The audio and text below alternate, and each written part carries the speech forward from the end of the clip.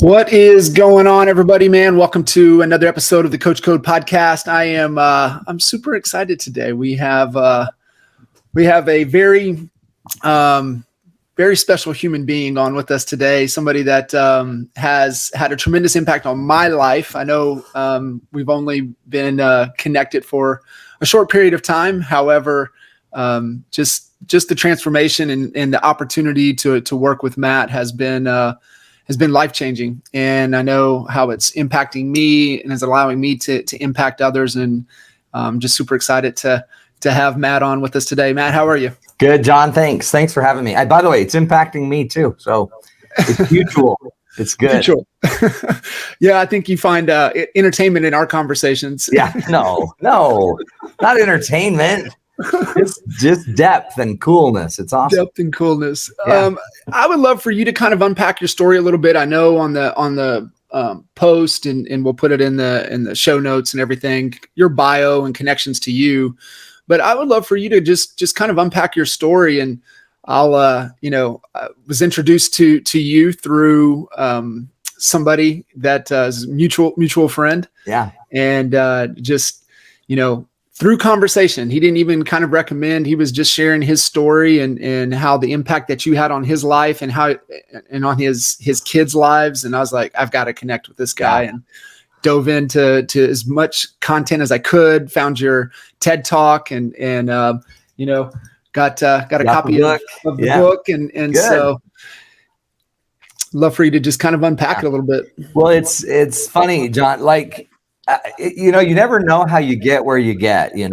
My life is it all weirdly started. My parents divorced when I was 8, right? So as an 8-year-old, I'd listen to my parents argue in the back bedroom of our little 1,800 square foot house. And I thought, why can't they get along? Like, these are good people and I love them. And, I love both of them, so they could figure out a way to love each other. So back at a very young age, I learned that communication is not easy. And then they divorced. And so literally from about 10 to 12 years of age on, I was always watching relationships. I was just always watching my friends' parents. I was kind of that creepy kid that just stares a lot and watches. And I was just trying to figure out, what is the deal? Why couldn't my parents do it? And, it creates weird issues because then you're different than all of your friends or all the neighbors. And so what I found, though, is I always had this feeling, if I could just help people communicate, then I'd be doing my mission. I felt like I was called to do that. But when I was in college, what job is that, right? So I thought, I'm going to go pre-law. So I thought that would be a lawyer. And then I did a little law, and I'm like, yeah, they don't help people talk. They help people fight. Then I did a little counseling. I thought counselors would do that. And then I learned about Freud, and I thought, that dude's messed up. So I didn't want to do that. Then I actually got a bachelor's in journalism in communications, basically, because I knew I could do that. I knew I was good at that. I went and I started teaching at a university. I went to grad school. And while I was there, I was teaching journalism classes. But I fell in love with this theory in interpersonal communication, which is about dialogue theory. It's conflict resolution. At the same time, I got a job with a company you may have heard of called Franklin Covey Company, and slowly kind of worked my way up through that company, traveled for about 7 years for them, was a consultant and would work with all these big companies, teaching them weirdly how to communicate, how to resolve conflict. Got to work on a lot of books with Stephen Covey and his son, Sean Covey. I helped write some of the book, The 7 Habits of Highly Effective Teens program, and worked with big companies, big Fortune 500 companies. But I always had this calling to get back to the couples. So after 7 years at Franklin Covey, I decided out of nowhere, by the way, I had the best gig ever. I was the youngest presenter there. Life was good. And I felt like I needed to leave and go start my own thing. So that was about 21 years ago.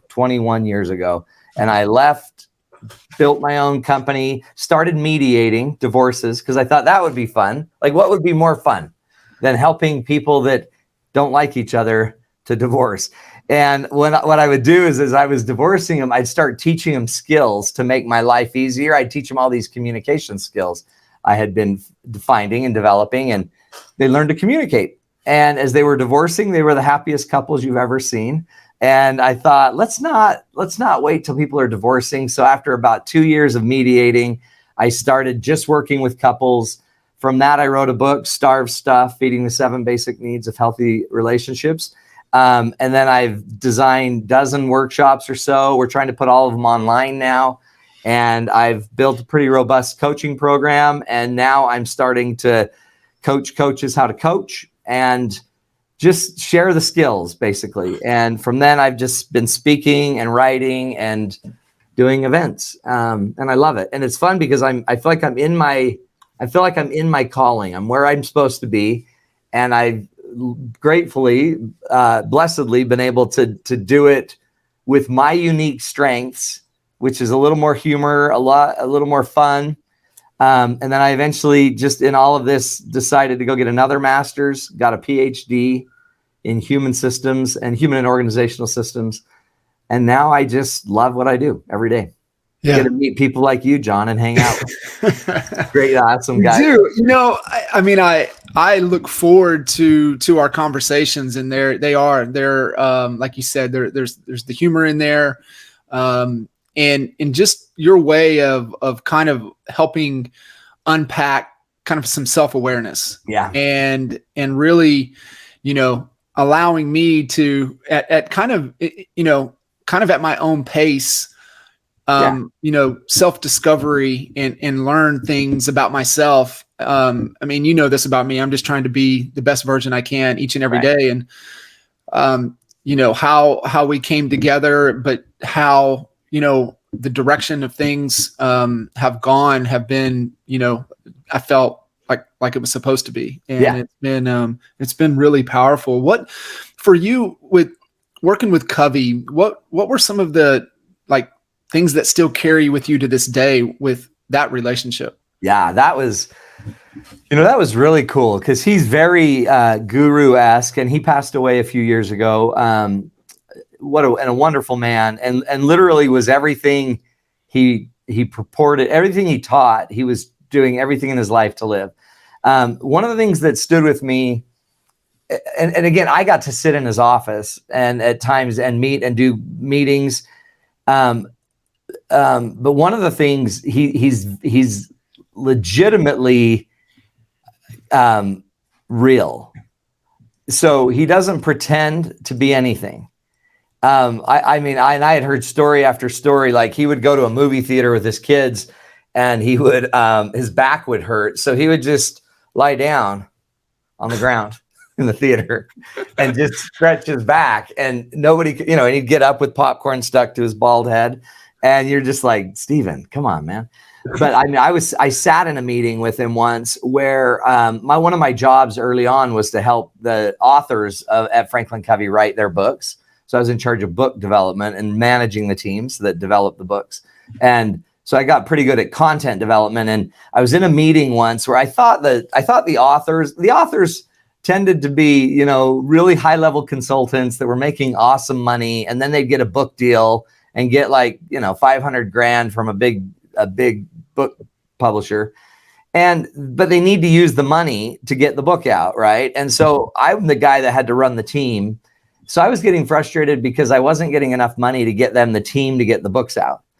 And we were having a big conversation about that. And I remember Stephen asking something, and one of the authors kind of started pontificating, and I just subtly rolled my eyes in that meeting. And Stephen did this thing. I call it Get Real, and it's an acronym for 4 things. He didn't call it this, but he recognized my emotion. He explored my story behind the emotion. He attended to where I was really starved, and then he lifted the conversation. So he recognized my emotion by saying, Matt, you seem to have something on your mind. Help us understand what you're thinking. And so he got me to speak in a conversation that I wouldn't have spoken in. I wouldn't have piped up. Yeah. But by recognizing my emotion, he then got me to explore the story and share the story publicly. And as I started to share it, he attended to where I was feeling unappreciated or disrespected or discouraged. And he just pointed it out. He didn't judge it. He didn't question it. He just showed me that he could understand it. And then he lifted the conversation. He went from where I was and he showed where he agreed and he appreciated and he apologized if he was part of the problem. And then he shared his side. In fact, in my TED Talk, if you just Google Matt Townsend and TEDx, I do a 20-minute video or so on this Get Real process. Yeah. And so that's one of the best things I ever learned is I actually learned the very technical skills. I learned them in my master's programs, but the real caring, loving, get real conversations I learned by sitting with Stephen Covey and watching him do it. That's amazing. It's pretty neat. That's so neat. And attend to it, lift it. And the biggest thing is not judge it. Yeah. If you judge it, so you kind of have to care before you judge it, right? And even if you have to judge it, there's a really cool trick that you can always, as I believe most of the time in any discussion or argument or debate, 80% of what you're talking about, you really agree. You agree on. And if you slow down a conversation enough, you'll be able to find the agreement. The agreement's there. I mean, even on the biggest divisive issues, pro-life, pro-choice, if you start to dissect that issue, most of us agree that you should have choice, all right? And most of us agree you should favor life, right? Like if you get into it deeply, it's just a few parts of it, maybe 20% where we don't agree. And that's where we spend 100% of our time fighting. And so I use the word "and" a lot. So yeah, I may not, I appreciate what you're saying. I acknowledge what you're saying. I apologize if I was part of that. And then you use the "and" to segue into any, opposite or conflicted part of what you need to talk about. And means we keep the whole mind open. And usually we throw a word out there like "but," and then "but" shuts down the conversation. So if you use "and," then I can love my children with all of my heart and they can suck the life out of me. Those two things can go together. And I don't want to get rid of them. And I've thought about it. And when they're gone, I miss them. And then when they're with me, I kind of need them to leave. So if you use "and," you can do that forever and ever. And it allows our minds to kind of float in paradox a little bit instead of getting really rigid in a binary either or argument. In that situation there where, Covey did what you kind of later, put as Get Real. Yeah. And I know you've worked with some of, going in and teaching communication. Like, where do most people struggle with their communication? Where do they struggle in being able to not even understand this? Is that really what it is? They don't know or they don't care? No,